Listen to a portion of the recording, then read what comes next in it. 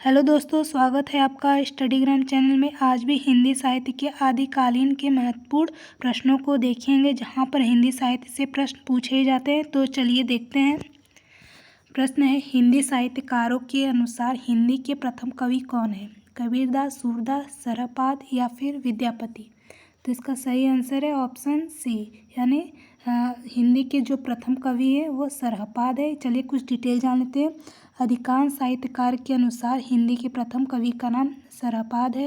वे सिद्धों में सबसे पुराने माने जाते हैं और राहुल सांकृत्यायन ने भी 7वीं शताब्दी ईस्वी के सरहपाद को हिंदी का प्रथम कवि माना है। उनका जो मूल नाम है वह राहुल भद्र तथा उन्होंने सरहपा, सरोजव्रज, वध, पद्म तथा पद्मव्रज नाम भी जाना जाता है।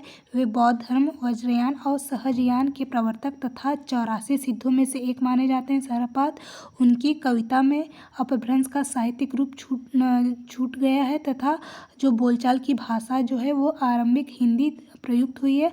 और जो सरहपाद की रचना है उसका संपादन राहुल सांकृत्यायन ने दोहा कोश के नाम से किया है। इसके कुछ अन्य फैक्ट भी देख लेते हैं। जो डॉक्टर गणपति चंद्र गुप्त है उन्होंने शालिभद्र सूरि को अपना हिंदी का प्रथम कवि माना है और डॉक्टर राम कुमार वर्मा ने स्वयंभू को हिंदी का प्रथम कवि स्वीकार करते हैं। चलिए अगला प्रश्न है कि अपभ्रंश का वाल्मीकि किसे कहा जाता है? पुष्पदंत को, धनपाल को, शालिभद्र सूरि को या फिर स्वयंभू को? तो इसका सही आंसर है ऑप्शन डी, यानी स्वयंभू को अपभ्रंश का वाल्मीकि कहा जाता है। इसके कुछ डिटेल हैं कि स्वयंभू जो है वे 8वीं शताब्दी के निर्विवाद रूप से अपभ्रंश के सर्वश्रेष्ठ कवि माने गए। स्वयंभू की जो रचना है वो पयुम, चरयू और इनकी जो कांड है वो 5 कांडों तथा 83 संधियों वाला जो सर्ग विशाल महाकाव्य है और ये अपभ्रंश का आदि काव्य माना गया है।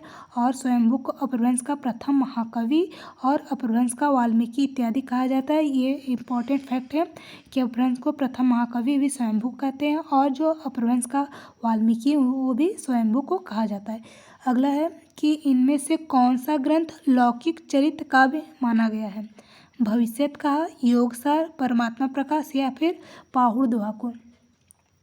तो इसका सही आंसर है ऑप्शन ए, यानी भविष्यत कहा को लौकिक का चरित्र काव्य माना गया है। इसके कुछ डिटेल हैं कि लोकप्रिय व्यक्तियों के चरित्र पर आधारित काव्यों के अतिरिक्त कई ऐसे चरित्र काव्य भी रचे गए हैं जिसे कथानक या तो काल्पनिक होता था या किसी लोक कथा से लिया जाता। इस श्रेणी में धनपाल द्वारा रचित भविष्यत कहा का नाम उल्लेखनीय है।